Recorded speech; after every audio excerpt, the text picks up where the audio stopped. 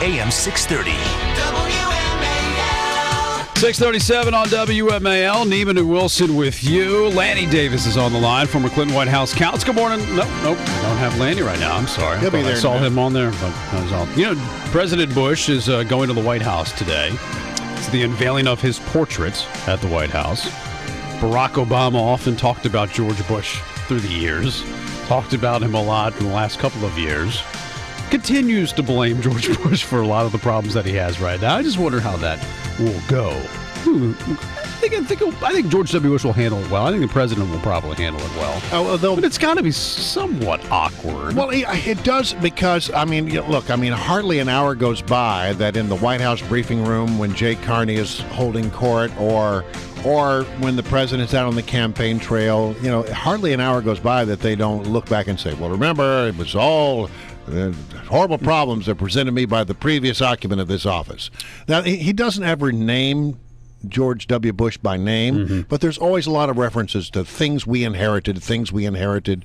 And so, he comes to the White House today, and look, I think all of that will be sort of ignored, and everybody understands that's the way the game's played, that the presidents understand what other presidents have gone through. But if there was ever an example in my mind of a guy who sort of did it right when he left office, it's George W. Bush, because he has held his fire.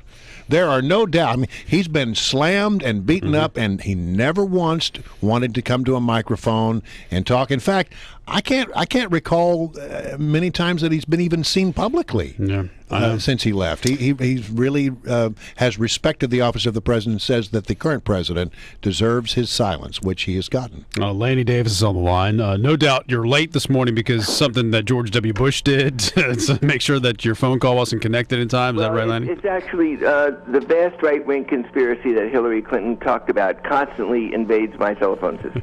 Is that right?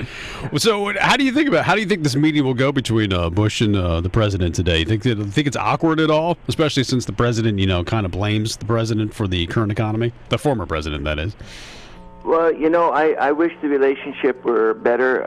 As you know, President George Bush and I were close friends at Yale College. We remain close friends through his presidency. He's a great person, and he ought to be a wise advisor to President Obama, even though they disagree on politics.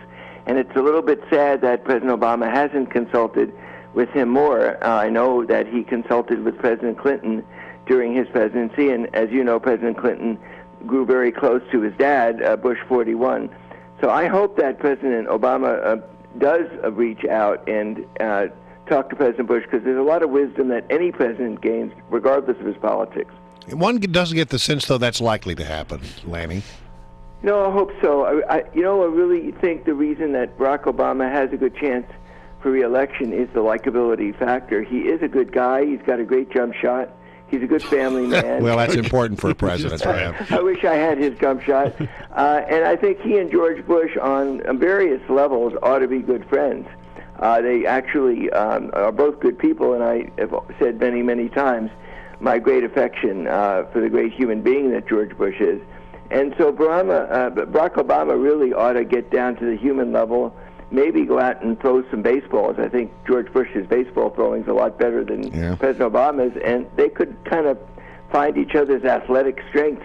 Maybe Obama can teach George the president to do a jump shot. Yeah, well, they don't. Yeah, Americans don't want jump shots. We want to be able to throw a baseball. They want a job. That's right. So we want jump shots into jobs. That's good. Right. Let me ask you a question. Remember how it was not long ago, where the Obama administration, every time a microphone was open up over there, they'd be talking about the businessmen who had them corporate jets. Do you remember that, Lanny? Yeah. Well, did you know that the president reauthorized the Export-Import Bank, and included in the reauthorization is $1 billion in subsidies for jet manufacturers who make corporate jets? Now listen, you know that Emerson said consistency is the hobgoblin of men's minds. And I never understood the word hobgoblin, but it doesn't sound real good.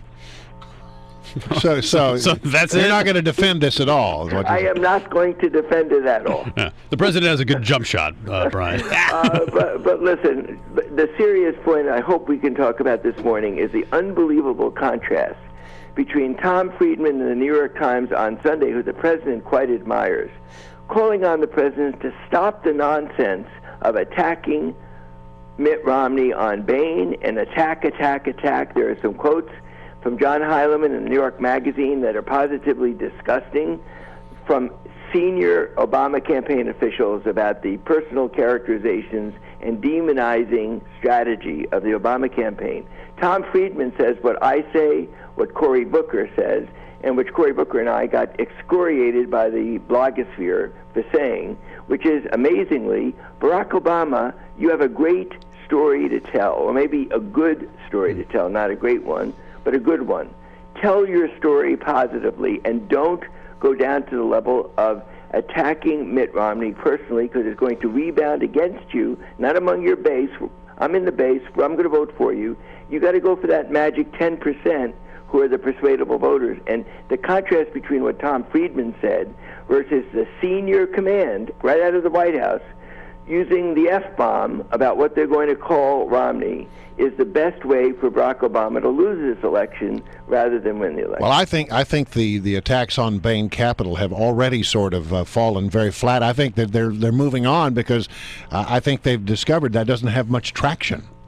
Well, it has traction as an example, if it's accurate, of a poor business decision by Mitt Romney. But they have to, if they're going to be accurate, talk about all the positive, like Sports Authority, and all the other positive decisions that equity investment companies make, especially in small business. They also have to be ready for the counter argument, which is, okay, let's compare my record of investment over at Bain to your investment in things like Solyndra. You know, I actually find Solyndra more troubling than Bain because Solyndra involved public money. Exactly. At least the people who are investing in Bain, people in the equity investment business figure that 2 or 3 out of 10, they're buying distressed companies on the verge of bankruptcy. Lanny, are you going to vote for Mitt Romney? Have you changed your party registration, Lanny? This is very, this is very consistent. If the Obama people are listening to me, I'm infuriating them because I'm disagreeing with the tactics. I agree with Barack Obama's policies. I support Obamacare. I support the stimulus. I support gay marriage. They want me to agree with their tactics, which is to sling mud. Tom Friedman says, wait a minute, you don't want to defend your own president's record because you want to sling mud. Friedman and I think Obama has a good record. The debate here is about tactics. It's not about policies. And it's amazing that they get angry with people who disagree with them about tactics while their boss's policies are good policies that ought to be defended. All right. It's quite ironic. Lanny Davis, always good to have you. Thank you.